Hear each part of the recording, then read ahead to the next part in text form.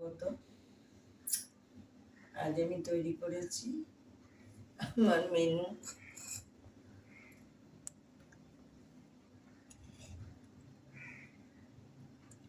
ঢেঁড়স সেদ্ধ,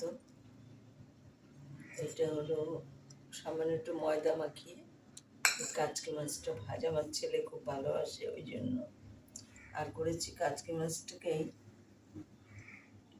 বেসন, ময়দা, চালের গুঁড়ো সব দিয়ে, নুন, লঙ্কার গুঁড়ো, হলুদ দিয়ে সব দিয়ে মেখে আমি বড়াটা করেছি। এই কাচকি মাছেরই বড়াটা করেছি।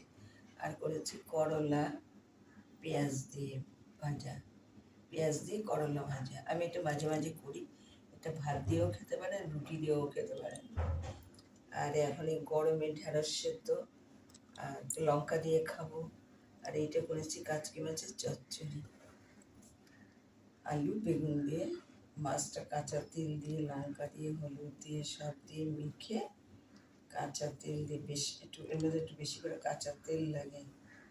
ফোড়নের সবজিটা দিয়ে আলু আর বেগুন কালো জিরে ফোড়ন দিয়েছি, আর মাছটা লঙ্কা হলুদ কাঁচা তেল দিয়ে মেখে আমি দিয়ে দিয়েছি।